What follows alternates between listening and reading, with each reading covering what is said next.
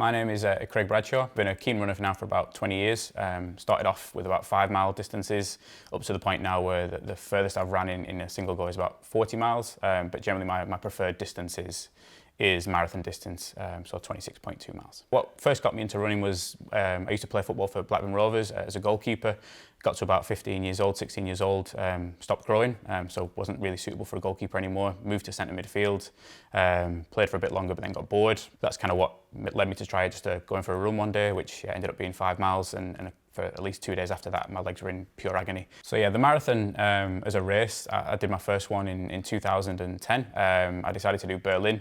For some reason, I got it into my head that I wanted to do a marathon under 3 hours. I basically just took my half marathon time and said, right, I'll double that. That's my marathon time. Followed a plan. And yeah, it was definitely to the point where the race went okay. I was probably a little bit underprepared, but I'm quite a stubborn person, so with about 2 miles to go, I realised I need to kind of get a bit of a shift on to get under the target time, and I actually managed to finish in 2:59. And yeah, over time, have just gravitated towards doing marathons. I like the structure of a training plan, and actually feeling like you've achieved something with a longer run. So getting to sort of 20 miles, 22 miles in a training run, you feel like you've accomplished something, and it takes your body to places that you wouldn't normally get with a 5K. I'm kind of almost at the peak of what I can do, I think, marathon-wise. 2:37 is my best time in the York Marathon in 2017.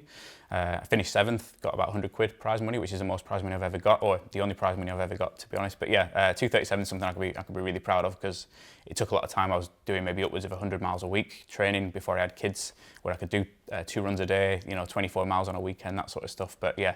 So yeah, music's always been a big thing for me outside of running as well. I've always had an interest in music. I remember getting my first MP3 player at 16. It could hold about 3 songs. I think all 3 were generally Limp Bizkit or Papa Roach or something like that. But over time, my music tastes have evolved, and to the point where music has become a big part of my runs as well. But again, that's kind of also progressed with the distances I've been doing. So if I was maybe doing a 10K or a 5K, you maybe only need music for about half an hour, 45 minutes.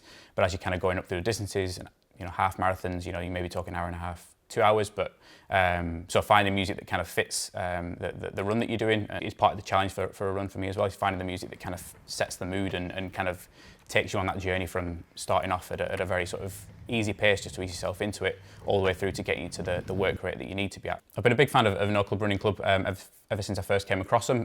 The first thing that drew me to them was the sort of strong visual identity they had, and I just kind of can get behind that whole ethos of kind of solo souls or kind of what you see on the t-shirts, and that is me. Like, I'm not saying I'm a hermit or anything, but I would always rather run on my own with music, and therefore I can very much get behind that kind of idea of kind of running as a solo individual or a lone wolf. And in terms of the Spotify playlist, I thought that was a brilliant idea. Again, music and running is very personal, and they do kind of go hand in hand. So yeah, the idea of getting people to share their own sort of narrative or their own personal music choices that helps them through runs, I thought was a brilliant idea. And each person has their own taste in music, and allowing them to express their own personal tastes is a really just good way of kind of building that community that Knuckle Running Club seem to have nailed down really, really well. Lots of people are now kind of in spring marathon season, so when we getting towards 16, 18, 20 miles on a Sunday, so why not create a longer playlist that kind of is suited to those sorts of longer runs, something that takes you on a bit of a journey, but also that's kind of maybe overcomes some of that stop-start nature of a playlist and sort of blends the songs together, so that you're not really noticing when one song stops and one song starts. And again, just to kind of take your mind off the fact you're on a 3-hour run, and just something that you can kind of go on a bit of a journey with. Although the songs are mixed, there's not really sort of any wizardry or technical skill involved, other than making sure the beats match and making sure that the songs don't kind of clunk into each other, because again, that can be very distracting from a run point of view. The early songs are very sort of ambient and kind of somewhat chilled out, just to kind of ease into your run, find your tempo, find your sort of natural running cadence, and then kind of moving into some of the more upbeat stuff, kind of more the 80s sort of, I think I've called them empowerment anthems or 80s empowerment, just a bit of a beat, bit of a lyric with a message that you can get behind, and again, just to mix up the genres a little bit.